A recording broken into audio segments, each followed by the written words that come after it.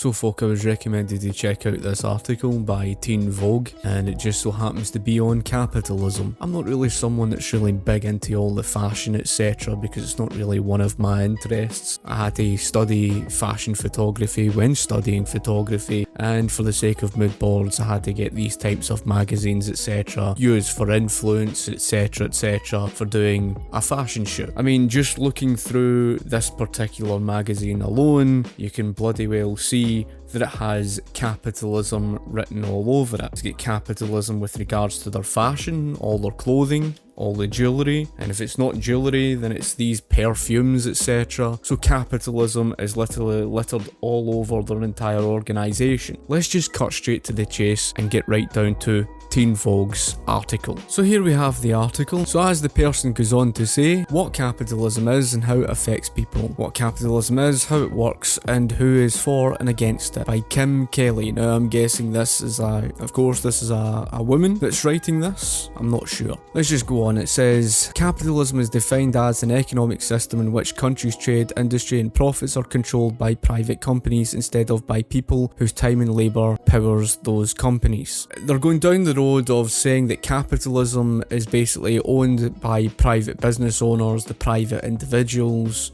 and not by the people, and they're insinuating basically that socialism is the solution to this, and that socialism is basically workers' ownership of the means of production. Folk, socialism has never been that. And the only socialism you've ever seen that lives up to the dictionary definition of socialism is governmental ownership. And you'll find that's the most common dictionary definition of socialism, and it's the only socialism that's ever existed. You never saw any workers' ownership of anything in the likes of Catalonia. You never saw it in the Ukraine Free Territory. You never saw it in the Paris Commune. Those were, of course, regimes that immediately turned to terror, and of course they repainted the history as they always do. It's just typical of socialists. She says, the United States and many other nations around the world are capitalist countries, but capitalism is not the only economic system available. This is just nonsense, folk, because you're living under a mixed economy, whether that is the United States of America or of course Great Britain. But later on, she contradicts herself and acknowledges the fact that capitalism and a capitalist system is about the free market economy. She says, younger Americans in particular are challenging long-held assumptions about the way our economy functions. With climate crisis posing a grave threat to our collective future, millions living below the poverty line, the economic and social shocks of the coronavirus pandemic, and the unemployment wave still reverberating, and the richest 1% accumulating ever more wealth, Gen Z and millennials say they have grown increasingly disillusioned with capitalism. Now folk, this is just complete nonsense. It's all the usual garbage about the whole thing on the climate crisis etc. The climate's been changing since the days of the dinosaurs. You know, it's like I said before, more than 500,000 years ago, the CO2 levels were more than twice as high as they are today, yet you never seen any extinction, yet you see all these socialists going around telling you how, oh, all the CO2 levels are rising, you know, we're all going to die. It's like, what are we going to do? Honestly, folk. And it's no different to the baseless claims that they make on those living below the poverty line, etc, and even the nonsense they come out with on the stuff to do with, you know, accumulating wealth all in the hands of the few. Again, I've shown this before and I'll show it again. Even between 1975 to 1991, even when Ronald Reagan was president for a period during that era, then of course they said that the rich grew richer and the poor get poorer. But what the hell is this you're saying? You saw the poorest quintile increased by $27,000 in wages, and you saw that of the richest quintile only increase by $4,000 plus in wages in that same time period, and people moved up the ladder. Again, they're just full of these baseless claims, and that's really all it is to it. And as it says, but it's important to explore what capitalism actually involves and the arguments for and against it, so you can make your own decisions about the world you'd like to live in. Well, this is the problem, because if you're going to try and paint today's, system as being capitalist, you're being wholly dishonest.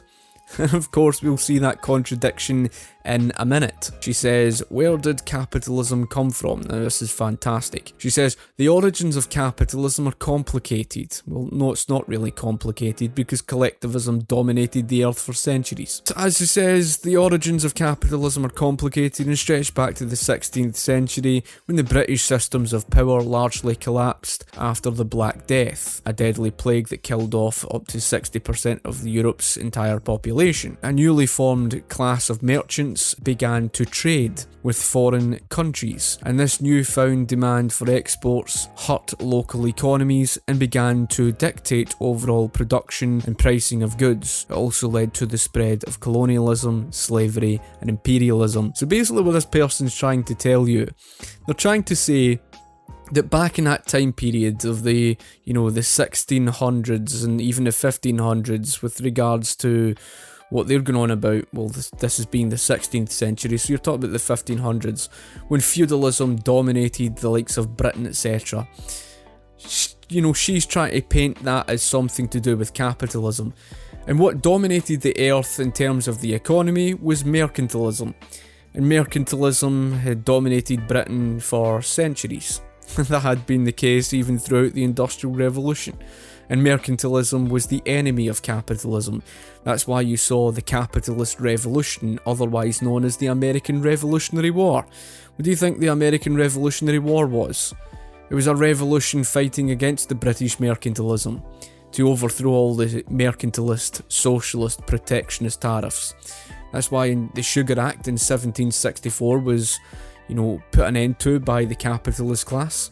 Again, it was the capitalist class who led the charge to end the Stamp Act in 1765. They also led the charge to end that of the Townshend Act in 1766. And eventually, you've seen the famous tea tariff, which of course they fought to put an end to. They formed the Boston Tea Party, and that's why the American Revolutionary War was a capitalist revolution. It was basically capitalists fighting to overthrow the socialist, protectionist, mercantilist system. Basically to get rid of it all, to gain independence, fighting for capitalism. But this person's trying to repaint history and trying to paint that as something capitalist.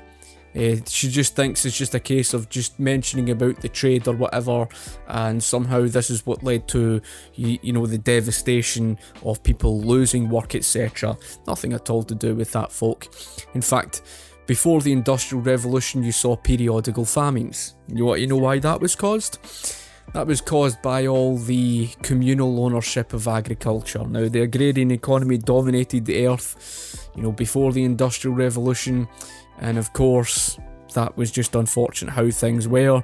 You saw the periodical famines because of the communal ownership of property. It was known as the tragedy of the commons, and that's why the private individual ownership of agriculture eventually came around. And that was, of course, brought around later into history. In other words, it was brought around with the enclosure movement. That's essentially what the enclosure movement was, the privatisation of agriculture. Now that's important because what on earth has that got to do with the issue to do with colonialism, slavery and imperialism? Slavery, first and foremost, had been around for millennia, because way back to the days of ancient Greece and ancient Egypt, etc. And then colonialism, imperialism, they're just both forms of collectivism. Of course, she does not tell you that.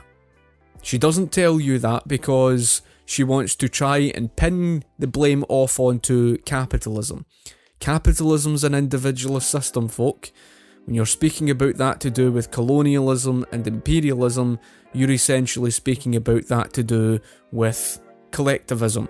In other words, they're both branches of socialism to that varying extent. So moving on, she goes on to state the death of feudalism, a hierarchical system often seen as oppressive that kept poor people bonded to their master's land, which they farmed in exchange for a place to live and military protection, also left rural British peasants with no homes and no work, which eventually funneled them away from the countryside and into the urban centres. Again, it just wasn't the case. The reason why they turned to that of the factories. It wasn't because they were forced to, it's because they viewed the factories as salvation, because they were starving basically. In other words, they worked endless hours from day until night on the agricultural landscape, and the mothers had no food to cook with, the children had no food on their tables, so they went to work in the factories because of the fact they viewed the factories as salvation. They viewed it as a way to escape the torrid life that they were living. That is to say that the life before the Industrial Revolution was not as rosy as they tried to paint it to be. They want you to believe that somehow there was a collapse of living standards during the Industrial Revolution when there wasn't. Of course, that's one of the biggest myths about the Industrial Revolution. But here we have, this is the typical example of what you're getting, the usual socialist rhetorical garbage with the repaint history as they always do, and they're trying to say that they were forced from the countryside, as if to say that the factory owners forced them into working in them. So anyway, it goes on to say it, these former farmer workers then had to sell their labour in a newly competitive work environment in order to survive, while the state worked in concert with the new capitalists to establish a maximum wage and clamp down on beggars. Again, American history contradicts this person. She doesn't understand the fact that even when it came to the argument on child labour, you know, the market solved that problem long before child labour laws were even brought around, because as families grew richer and as work week hours continuously declined, and it's just how things were, as living standards improved. Of course, the mothers kept the children out of the dangerous workplace, sent them home and off to school long before the child labour laws came around. Of course, it's the same story. They like to have you believe that somehow government was your great big saviour, and I thought, oh, if it wasn't for government, oh, wherever would we be? The sky would all fucking cave in, we'd all fucking die. You know, this is honestly the laughable thing about these people. They honestly live in that worldview where they actually believe that government was their saviour. That is to say, they actually think that government was the reason for why their wages were improving. Well, if that was the case, then how come long before that of the labour unions, long before that of any government legislation, how come throughout the first industrial revolution in the United States of America, you saw the real wage earning growth rate continuously increase per year on average by 1.6% per year, and you can find those statistics by NFR Crafts on the likes of the Industrial Revolution. These people just talk garbage. In other words, the wage growth was occurring long before any government legislation, which is proof that, of course, government was not the cause of the problem. It was not, I wouldn't say a problem, but wasn't the cause of their wage growth. Just like in terms of the improvement of living standards, the same thing with the work week hours. They were long declining, long before any sort of government legislation. But they want you to believe that government legislation was the saviour. Oh, government, wherever would we be without ye? As she says, by the 18th century, England had converted into an industrial nation. Well, how could it? Because the 18th century was, of course, the 1700s. Then it says, and the dawn of the Industrial Revolution saw an explosion of manufacturing overtake the island. But it wasn't an industrial nation at that time. It's just laughable. The whole thing with the Industrial Revolution is it improved their lives.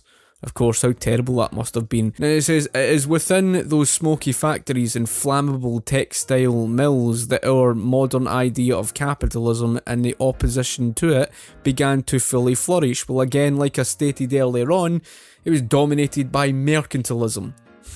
That's the very reason why the American Revolutionary War took place in the first place. To fight against the British socialist mercantilism and their socialist protectionist tariffs, such as the British Corn Law. Oh, that one didn't sit down too well now, did it? As she goes on to state, in 1776, Scottish economist Adam Smith published the treatise An Inquiry into the Nature of and Causes of the Wealth of Nations, which is regarded as the bedrock upon which modern capitalism stands. Again, that is rather questionable. I don't think anybody discredits Adam Smith, but of course, I would say Ludwig von Mises, etc., and those even before him. Going on, she says, though some of his specific ideas about value and labour differ from those of the modern economist, Smith is often called the father of capitalism. Right, okay. At least you acknowledge that. So as she goes on to state, what does it mean to be a capitalist? Individual capitalists are typically wealthy people who have a large amount of capital. Now again, where does it say that someone has to be wealthy in order to be a capitalist? I mean, it's just this rhetorical. And they've always got to add in the bit about wealthy, you know, the envy of the political left. That's what really all boils down to, is just envy.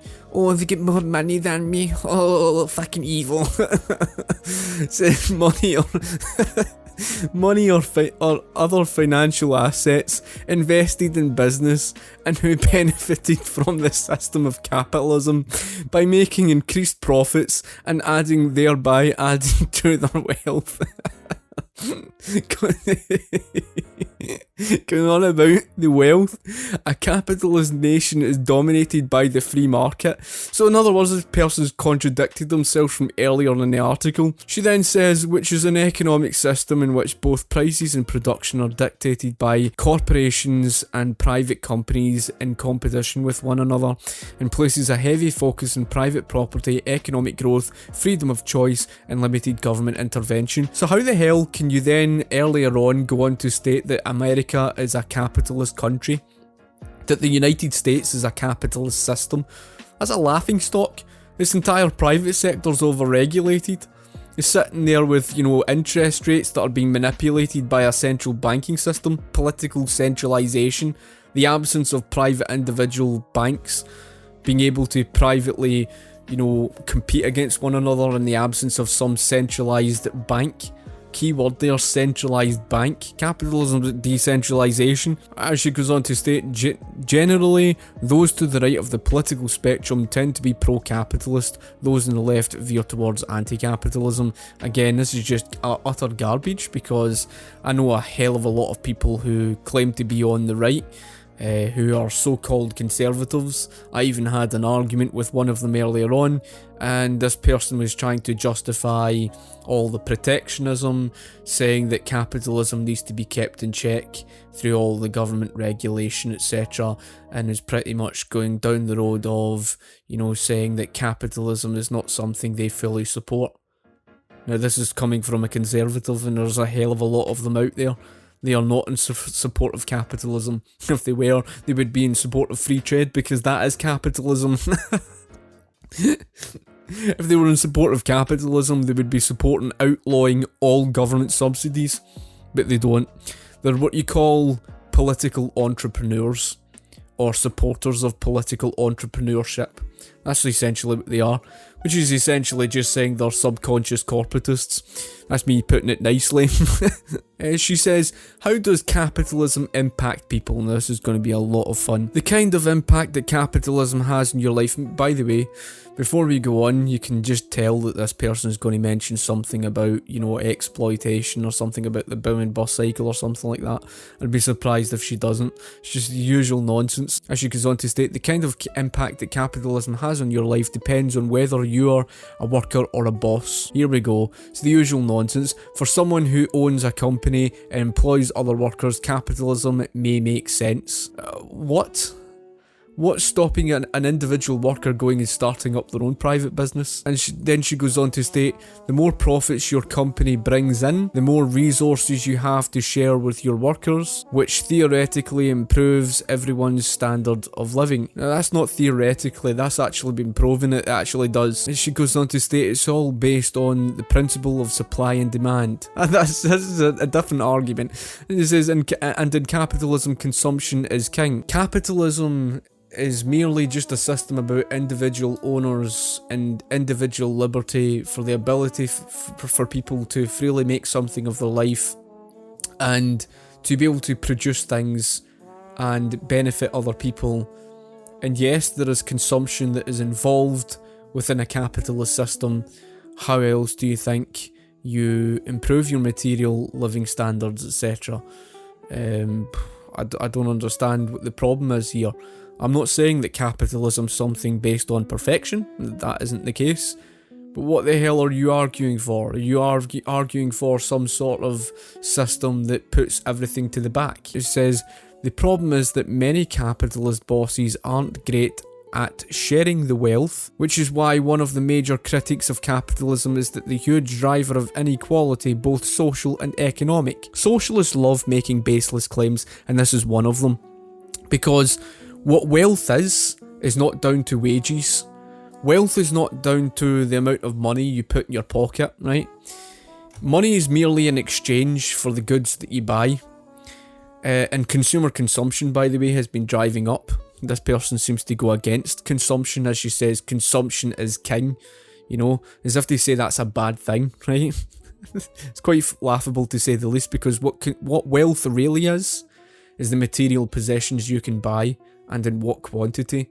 So in other words, when you look at the typical American that can go into the typical local supermarket and buy hundreds and hundreds of goods for relatively cheap in places like Walmart, etc., then they are pretty damn wealthy when you compare that to some socialist country like Cuba. You like how I got that one in? You bloody well should. Because right now they're protesting against all your socialist shite.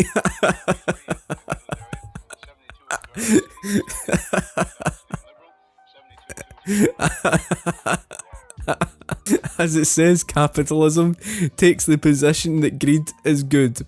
What do you mean greed is good? They've produced so much wealth.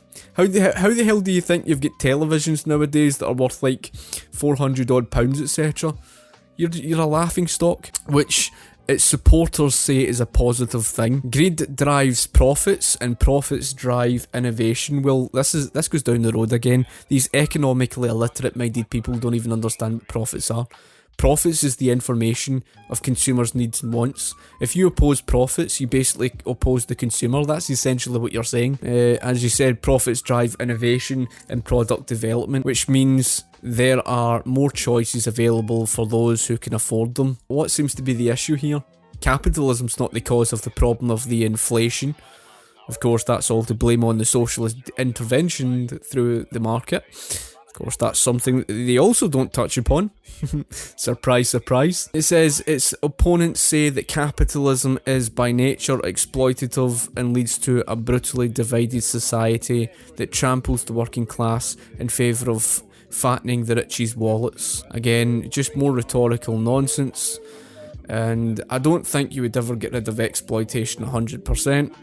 But it's just the usual nonsense. It's just like the usual nonsense they said that there was exploitation during the Industrial Revolution, even although there was a vast improvement of living conditions, wages were continuously improving, not because of government, and of course you saw the work week hours reduced, etc, etc, but apparently with life expectancy all improving and the population increasing, yeah, apparently that's what they call exploitation. The Occupy Wall Street movement, for example, began as an anti-capitalist protest against the 1%. These anti-capitalists don't even know what they're protesting. That's the thing. That's what makes me laugh about them, right? These central banks, the big banking corporate elite, they took away your free market money. In other words, they hijacked the capitalist system and they removed it. And they brought in a fiat monetary system at the time, before the petrol dollar came around. But the point being is the fact that they were the ones who imposed that fiat monetary system on the people. That's not capitalism, that is anti-capitalism. So those who claim they're opposing the 1%, they're really not. They're supporting them by supporting exactly what the banking corporate elite wanted. More socialism. The richest of the rich capitalist class. No, I'm sorry, there's a difference between a political entrepreneur that's an anti-capitalist and uses socialism to destroy capitalism to that of a market entrepreneur. Of course, this person would love to have you believe that there's the same thing. And it says, and asked why they are allowed to grow fat and happy while 20% of all American children live in poverty. Again, just propagandist nonsense. I'd love to see where those statistics come from. It's just like the same garbage they were spouting, you know, about Ronald Reagan, etc. Do not remember how they said the rich grew richer and the poor get poorer and all the rest of that that garbage. So he says, why do people support capitalism? Capitalism supporters believe in several key points. Economic freedom leads to political freedom, and having a state-owned means of production can lead to federal overreach and authoritarianism. It's not a case of can lead to, that's exactly what it does lead to. You can't avoid that. They view it as the only sensible way to organise a society. Well, that's because it is. And it says, insisting that alternatives like socialism, communism, why the hell are you trying to differentiate? And then it says, or anarchism are doomed to fail. This is exactly what I mean, folk. You can't have anarchism with that of socialism. It just doesn't exist, right? It's non-existent. It's a myth. See, basically expecting to strip individuals of their own individual rights and liberty, and then expect to just get rid of a government, and then expect individuals who are all self-interested to just do as they tell them, and somehow they're going to prevent individual ownership coming back once they've got rid of the state. I mean, this is just all nonsense. And she says, as former British Prime Minister Margaret Thatcher, whose pro-capitalism stance is said to have devastated the British working class, once put it, there is no alternative. Well, first and foremost, Margaret Thatcher was absolutely right, there is no alternative, but to say that the 1980s under Margaret Thatcher was some period of pro-capitalism is just complete and utter shite. That really is. That goes to prove how economically illiterate these people are. Margaret Thatcher, in fact, increased financial regulation during the period of the 1980s. She was hardly an example to say, oh, here's capitalism. Yes, she did carry out, in a question of scale, a level of privatisation, and there's absolutely no question of that fact. And of course she had to, because the economy would have collapsed. It's because money can only come from two places, either the private sector taxpayer or the printing press. But these people think that you can just finance an economy off the back of the printing press. That's the laughable thing. They talk about, oh, all the poverty, all the fucking poverties, let's get rid of the private sector and run the printing press. Unbelievable. As she goes on to state, when asked to consider capitalism's negative impact on the environment, well, that's laughable to say the least, given the history of socialism's failure on the environment. Laughable to say the least, and the problems that you're seeing today is the fact that you're not leaving the market be to regulate itself, and as a result of all the government subsidies, you've got inefficient private companies, etc. And that's the very reason why you're living under a mixed economy that is inefficient. What the bloody hell do you expect? And then you say that it's all the fault of capitalism that's creating this mess. That's a laughing stock. Capitalism is about punishing failure and rewarding success. That's why during the 19th century, a good example of capitalism would have been John Davison Rockefeller. He was rewarded because of his efficiency, his obsession with efficiency. Yet the companies who were dumping waste were being punished. They were all going under. And that's how things should be. Again, I've mentioned before with regards to resource usage in terms of waste. In order to maximise your profits, you're going to minimise your costs. Therefore, use fewer resources. That's why capitalism is the solution. But they won't allow that. They think the solution is somehow government interference, that throughout history has led to hundreds of private companies all going bankrupt because of government subsidies. Isn't that magical? And government's regulation interfering in private companies, that has resulted in private companies dumping food waste, etc. Of course, again, government creating a problem and socialists projecting the blame off onto capitalism. Brilliant. And then he says, many say that those resources will only become more valuable and able to generate more capital as they continue to diminish. They also believe that competition between companies benefits consumers by making products more affordable, and that capitalism's dog-eat-dog atmosphere, again, capitalism is not about dog-eat-dog, and this is just, it's all the usual Marxist rhetorical garbage about individualism. That's not what individualism means, and it's not what Adam Smith spoke about with regards to the invisible hand. As she goes on to say, they are likely to dismiss the anti-capitalist concerns about inequality and oppression by saying that rich people are rich because they are more productive than their poorer counterparts. Now, that person's just added in oppression, right? What oppression? Oppression being able to choose to work for a private company, or choosing to work for yourself. It's just utter nonsense. But the idea of this inequality, they're so obsessed with what, people who are wealthier than them are earning, I don't care how much the rich are earning. If the rich are getting richer and poor are getting richer, that's all I concern myself about, right? Sure, the corporatist system is not ideal and it limits opportunity, but the argument should be down to freedom of opportunity, not equality down to that of equal outcomes, or even that to do with the, equality of opportunity, because both are just erroneous. Both cannot exist. And every time you try to achieve your so-called equality, what do you require? Controls over the market. And every time you try to impose the controls over the market, you create a problem. Just look at the minimum wage as a prime example. As the person goes on to state, placing central importance on the individual rather than the collective is classic hallmark of capitalism. Well, you haven't exactly done that, have you? Because all you have done has imposed a corporatist system as a result of all the socialist government interference. You've stripped the individuals of their rights and their liberty. And you've forced the, individual into a collective group to force them to pay for others, to pay for the losses of giant corporations, etc., where the giant corporations get to live for free off of all their own losses. In other words, all through all the bailouts, etc. And it is at the heart of pull yourself up by your bootstraps narrative that capitalists find so compelling. Well, it's not exactly compelling when you're not even speaking about a capitalist system, you're living under corporatism. He says, why do people oppose capitalism? Well, because they're economically illiterate, that's why. He says, anti-capitalists view capitalism as inhuman, anti-democratic, unsustainable, deeply exploitative system that must be dismantled. Capitalism is inhumane. So what the hell do you call sticking a gun to someone's head, stripping them of their individual rights and liberty, forcing them into a collective group after sticking the gun to their head, and then claiming that you're all for liberty and democracy? As you go on to state, unsustainable. Let me guess, you're trying to blame capitalism for what socialism caused through the boom and bust cycle. In other words, running the printing press, trying to blame capitalism for that, even although capitalism was about gold and silver, about free market money. What did the printing of the currency have to do with capitalism? Nothing, because the market did not determine that as our money. You left that part out. How convenient of you. And of course, capitalism is about the market regulating itself.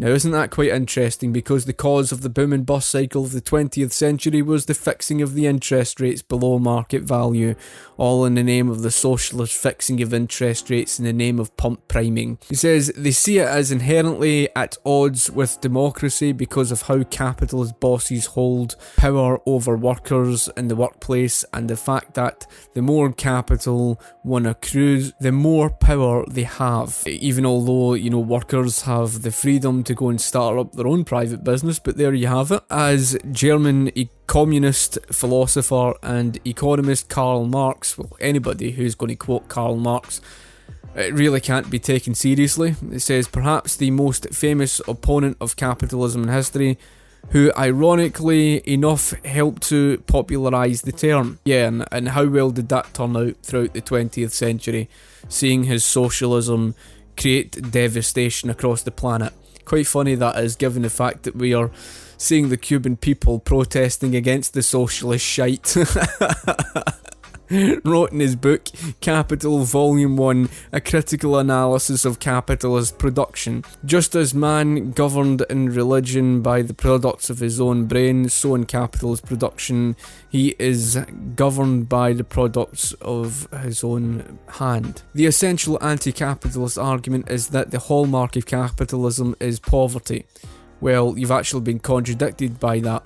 He says, in the midst of the plenty. They say the immense suffering and violence that has been forced upon the labouring classes, the ruthless emphasis on profits over people. Again, how the hell can you place profits over people? Profits is the information of consumers' demand. The only way profit can be made is by the consumer themselves. The consumer has to be willing to pay for something in order for a business to make a profit. Proliferation of wage slavery in which people have no choice but to sell their labour, which we see in every industry from fast food to corporate office work, and the social alienation.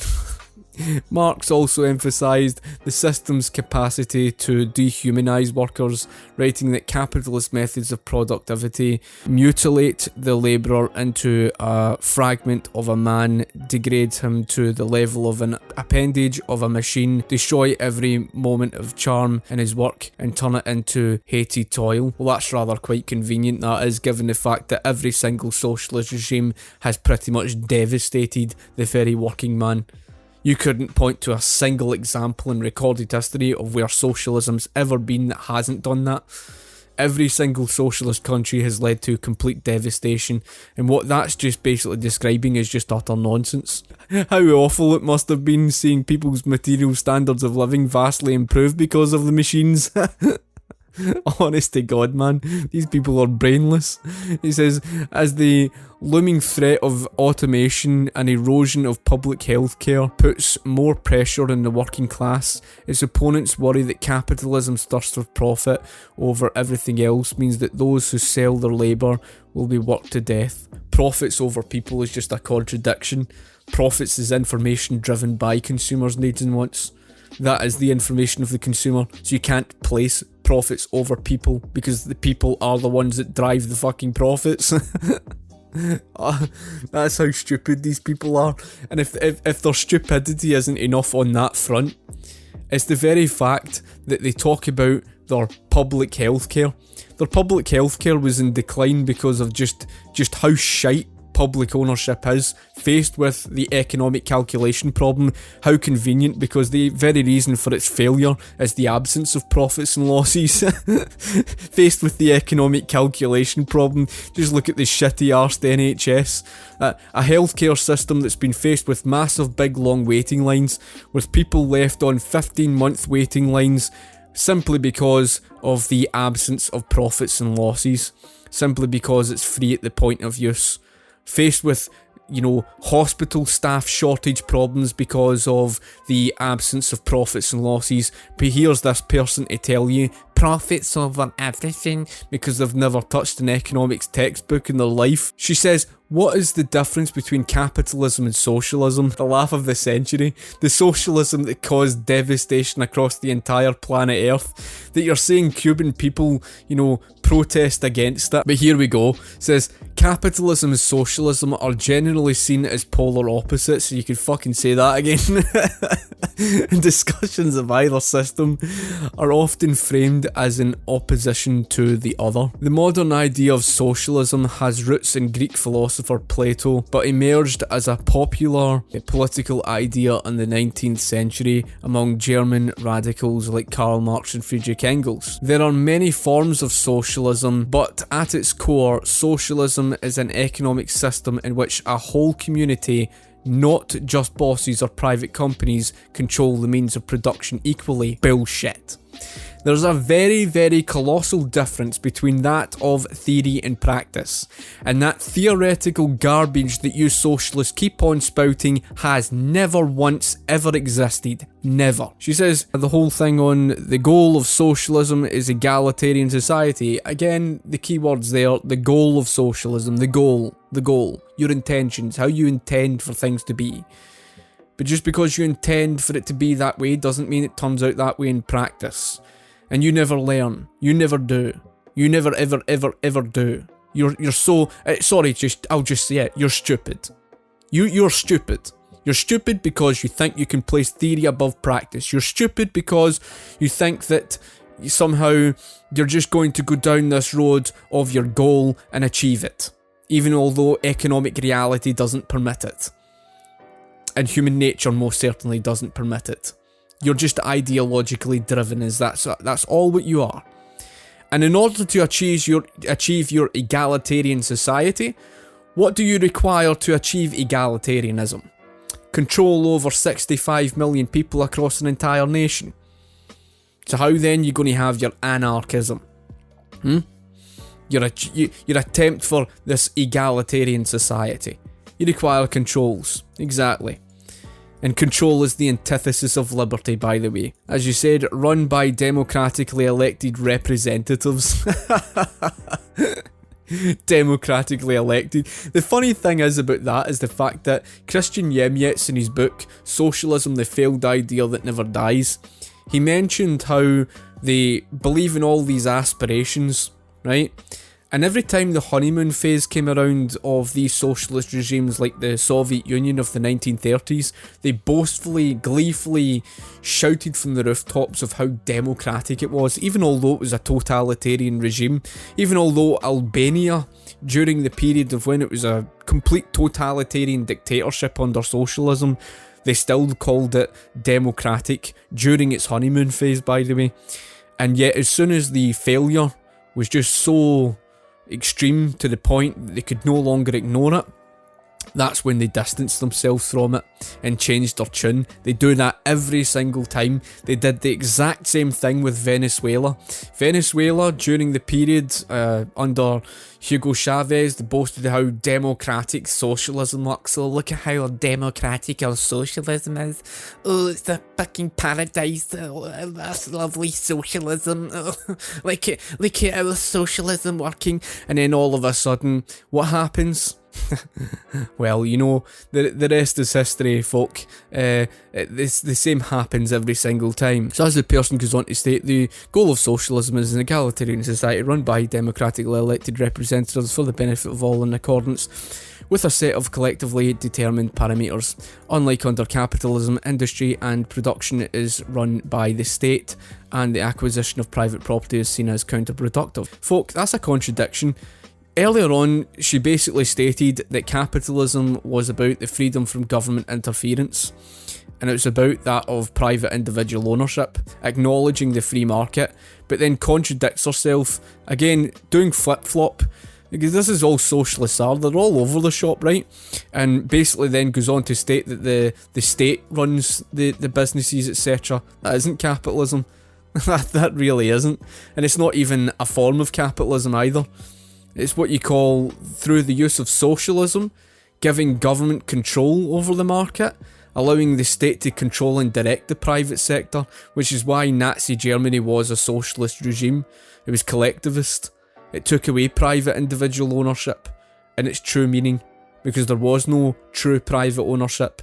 It was basically running controlled by the state. The state controlled the entire private sector. It was collective state control. That's essentially what it was. And what defines socialism? Collective control or ownership of the means of production. Of course, that person would love to have you believe that, oh, but it has to be in the hands of the workers, otherwise it's not socialism. Even although the most common dictionary definition of socialism defines, governmental ownership. That's the issue. Making up the usual load of socialist left-wing piffle. Then she says capitalist critics of socialism believe that the system slows economic growth, rewards worker laziness, and can stifle individual rights and free expression, which is true. In a capitalist country, the focus is on profits over everything else. Again, that's a contradiction. As she says, in a socialist country, the public is seen to be more important. Well, that's rather quite interesting, because in practice, the state always takes precedent over the so-called public, and it's the state that owns everything. And how often have you heard these people contradict themselves by saying that the government is self-serving? But of course, these people like to think they know better about socialism than those who actually live it. As she goes on to state, and social welfare is a major priority. The United States, the UK, and Germany are examples of modern capitalist countries. Again, complete and utter shite. The United Kingdom is not a capitalist country, it's corporatist. The United States, same goes for them, and the same goes for Germany. Many other countries like Norway, Sweden, Canada, and the Netherlands incorporate socialist ideas into their societies. Funny you should mention that, because Norway is sitting with, low levels of government regulation. The same goes for Sweden. The same goes for the likes of Denmark, and of course Netherlands is sitting with private hospitals, etc. Incorporating socialist ideas. Now, those countries aren't as wonderful as you make out to be. The socialism that's present in their economies is actually causing them great harm, especially the higher tax rates, which is why they've got a severe lack of productivity. But it's the usual socialist shite. It's basically trying to claim that the growth of those countries somehow came off the back of socialism, which is the very reason why the likes of Norway and Sweden were rolling back in all their socialist policies since the 1990s. And it says, as does the US to some degree. An over-regulated private sector. Have that for a laugh. And it says, for example, universal healthcare and social security are both socialistic concepts. Well, first and foremost, you could talk about that of the whole thing to do with universal healthcare, but it's a pile of shite. In the Scandinavian countries, their healthcare systems are being financed by the United States of America. That was even pointed out by a Swedish economist. And of course, the social security is the single biggest contributing factor to the United States' $220 trillion debt level. So yeah, you can claim a credence to that one. the social security, the Ponzi scheme. Yeah, I wouldn't even take pride in that, but you socialists would, because you don't understand economics. So folk, that really is everything in a nutshell. So I think that just about covers everything. Now, it was thanks to someone on my Facebook political page, of course, my Libertarian Scot page, who shared this with me through a message or whatever. Thanks to him, of course, I got around to doing this. But the thing that gets me the most about this to do with Vogue is the fact that here they are as a company making profits from selling goods, whether it's, well, I would imagine they're just solely a magazine company. I don't know if they do anything in particular to do with any fashion stuff. Do they just sort of advertise it or something like that? Is that all they are? I mean, bloody hypocrites. I mean, look at this. In the back, they've got everything here that you can see as a catalogue of all the goods that I think they sell or something. Is this stuff that they're actually selling? Goods that they're selling? I don't particularly know. Even throughout the magazine and stuff like that, you can see things like this where it's like perfume and whatever, all this stuff, Chloe or Vogue the shoe. They're basically using capitalism while spitting violet capitalism. It's just, they really are a laughing stock, so to speak.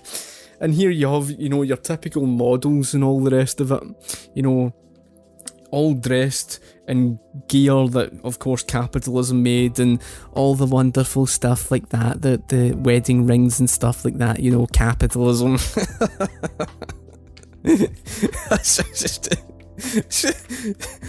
They've even get more here. Look, more of it plastered right here. Capitalism right there across it. It's just laughable. Fuck, I can't even take them seriously. And then they've got all these goods and stuff like that. They somehow think all this stuff is just going to exist once they get rid of capitalism. I mean, how stupid can you honestly get? This is how poorly educated people are, right? Through this. And like I said, if it wasn't for capitalism, you wouldn't have these. These wouldn't exist. It was capitalism that made photography possible.